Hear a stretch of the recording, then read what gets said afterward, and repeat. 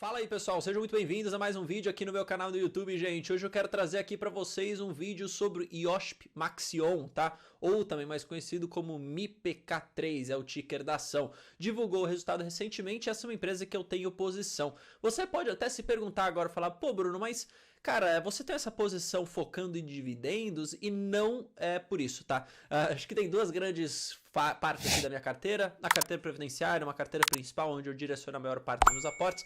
Mas eu também tenho algumas posições em algumas outras ações que não necessariamente é só visando o dividendo de hoje, tá? Eu queria me expor de alguma forma ao setor de bens industriais, a indústrias. E aí, Yoshi Maxion acabou tendo uma boa performance, vamos colocar assim, dessa forma, tá? Me chamou bastante atenção por conta dos resultados. Eu investi nela, se eu não me engano, ali em 2019, tá? E aí, obviamente, eu também fui recebendo um dividendo, hora aqui, hora ali. Não é uma empresa que eu tô focando realmente para ter cada vez mais ações com foco em renda passiva, como eu faço com o Banco do Brasil, como eu faço com o Taesa. Mas eu gosto bastante do setor de bens industriais e eu acho que essa empresa faz sentido para mim, tá? Porque eu acredito, porque eu gosto. E hoje eu tô aqui para falar um pouquinho sobre os resultados da empresa com vocês, beleza? Bom, lembrando, se você puder comentar aqui embaixo, nem que seja qualquer coisa, isso ajuda pra caramba. Sai vídeo todos os dias aqui no canal, então comente algo do tipo, obrigado, valeu pelo vídeo, um emoji, qualquer coisa que você comentar ajuda demais o canal a ser divulgado. Eu posto vídeo todos os dias e tem alguns dias que tem saído até 2 vídeos por dia, tá? Por conta aqui dos resultados, eu tento trazer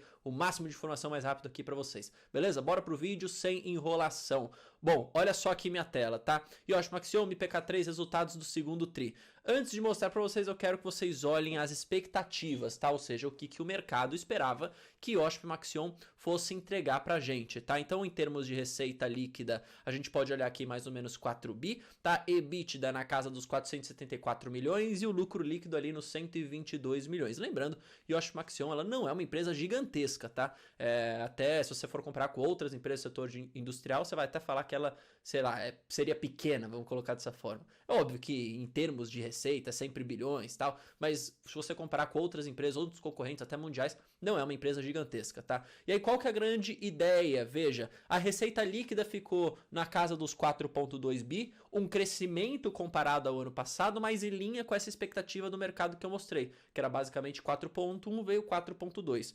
O EBITDA, tá, veio na casa dos 534,6 milhões, um crescimento de 12,8% ano contra ano e acima das expectativas do mercado, tá? O mercado esperava um EBITDA menor. O que é o EBITDA, né? Muita gente pergunta isso e fica na dúvida. O EBITDA basicamente é uma proxy da geração de caixa daquela empresa. Quando a gente investe em empresas, quando eu estou montando a minha carteira, o que eu busco? Eu busco empresas que tendem a gerar cada vez mais caixa, que sejam lucrativas e que cresçam as suas principais linhas de receita. Esse seria o cenário ideal. Eu não gosto muito para essa ideia, né, de carteira previdenciária ou de ter uma carteira menos volátil, de empresas que já são mais robustas, de ter empresas que estão queimando caixa. Diferente, você olha a coisa de crescimento, aí já é outra história. Mas quando você está olhando para setores mais robustos, como setor de bens industriais, indústrias no geral, ou empresas de energia, bancos, eu sempre busco aquelas empresas que têm EBITDA ali, geração de caixa, né, subindo. Para bancos não tem EBITDA, mas enfim, não chega ao caso do vídeo. EBITDA, como eu falei, 12,8% de crescimento e o lucro líquido, tá? Aí esse sim veio com uma queda de 11% ano contra ano, na casa dos 190 milhões, tá? Mesmo assim, acima das expectativas, tá? Ah, Bruno, mas o EBITDA veio acima, tá? O EBITDA veio muito bom e o lucro, pô, uma queda, o lucro veio ruim. A gente tem que ver, obviamente, como foram as despesas ao longo aí do trimestre para a empresa, que ela divulga, obviamente, aqui nos resultados. É por isso que eu estou trazendo esse vídeo, tá? O que eu queria mostrar para vocês? O que eu acho interessante da gente analisar aqui?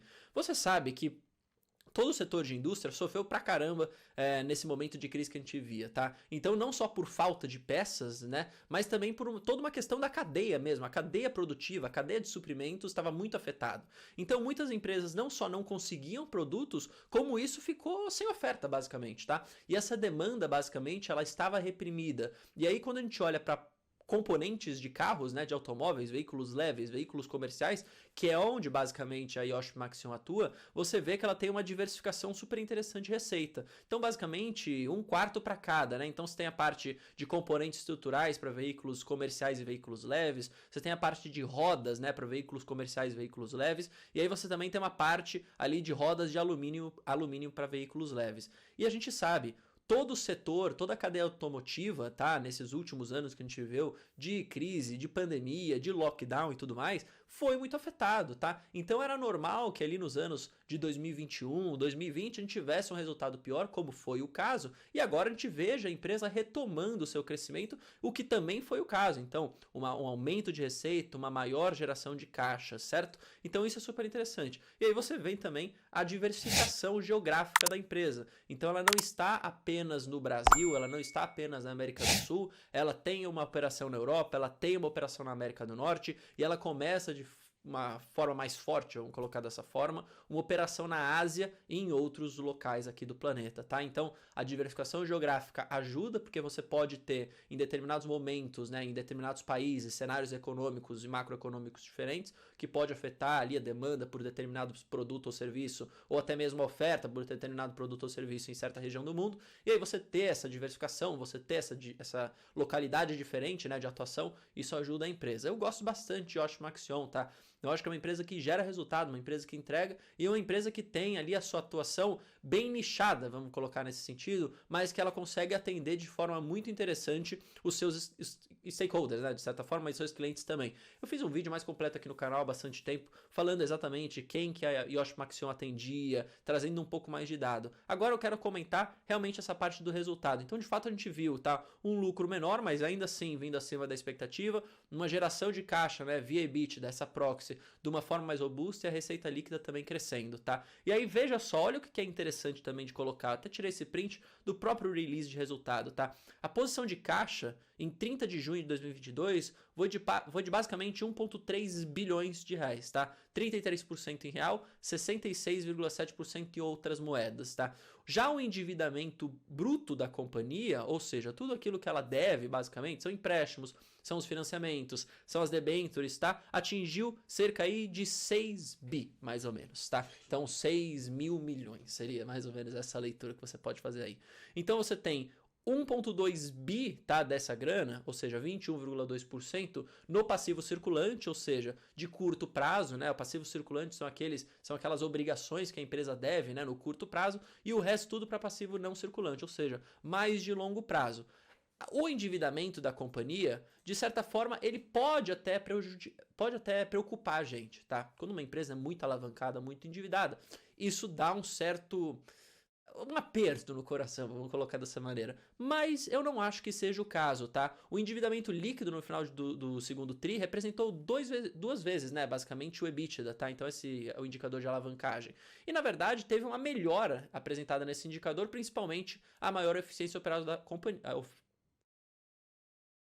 E na verdade teve uma melhora nesse indicador, principalmente relacionado a uma maior eficiência operacional e também essa disciplina na alocação do capital. Então assim, eu não acho que muita gente ficou perguntando isso. Pô, será que essa parte dessas indústrias estão sofrendo? Será que elas não vão se endividar muito, se alavancar muito? Não acho que seja o caso aqui, tá, para Yosh Maxion. Quando você compara o ano passado, lá no segundo TRI de 2021, esse índice de alavancagem, né, era 3 vezes EBITDA, tá? Então você tinha uma alavancagem muito maior e a empresa foi trabalhando isso para diminuir isso a níveis aceitáveis. 2 vezes não é um problema. Uma regra de bolso que você pode usar aqui, obviamente você tem que analisar caso a caso, mas, cara, abaixo de 3 vezes ali o nível de alavancagem não chega a preocupar, tá bom? Então acho que é interessante de trazer isso daqui para vocês. E aí, além disso tudo, o que a gente tem aqui é também esse pagamento de dividendos, né? Esse pagamento de proventos. Uma empresa, de novo, que gera caixa, que gera lucro, ela paga proventos. Eu vou mostrar daqui a pouco para vocês um pouco do histórico. Mas o que a gente pode ver, esse último anúncio aqui de juros sobre capital próprio, que foi distribuído, tá, pela Yosh Maxion, basicamente R$0,2 por ação.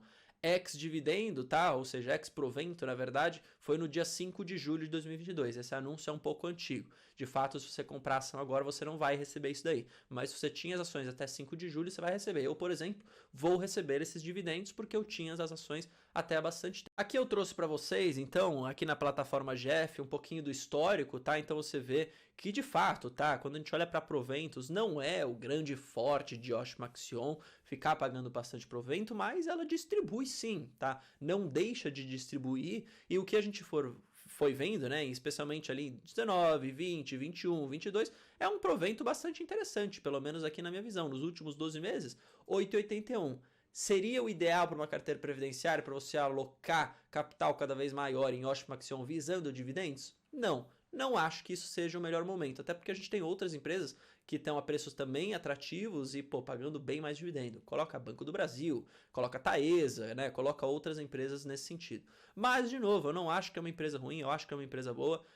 O setor industrial é um setor difícil, o setor de bens industriais é um setor com bastante competitividade, é um setor com bastante empresa. Então, de novo, você tem que sempre colocar aquela visão e saber o quão confortável com o risco você está. Eu tenho essa empresa, eu acho que faz sentido, não é a minha maior posição, é de longe a minha maior posição, mas eu acho que faria sentido e, pô, eu gostei do resultado. Aí veja só, Bruno, pô, você gostou do resultado, mas a empresa caiu. É óbvio, né? Você dá uma certa também. É aquela ideia, né? Acho que o lucro vir em queda comparado ao ano passado é sempre uma questão mais difícil, tá? Você sempre tem um aumento de despesa ali muitas vezes que não era o esperado, mas quando você olha para linhas de receita, tá? Quando você olha para a diversificação da empresa, eu achei que foi interessante, certo? E de novo, essa aqui não é a minha maior posição, não estou focando exatamente pro dividendo hoje, e aqui o meu play é de longo prazo, beleza? Então deixo aqui para vocês decidirem o que vocês gostam, se gostam dessa empresa ou não. Eu espero que vocês tenham gostado desse vídeo. Se gostaram, não esqueça do gostei, isso ajuda demais aqui a divulgar o canal. E lembre-se, tá? Acompanhe todos os vídeos aqui do canal que eu tenho certeza que você vai curtir. Beleza? Tamo junto, até o próximo episódio, até o próximo vídeo. Valeu!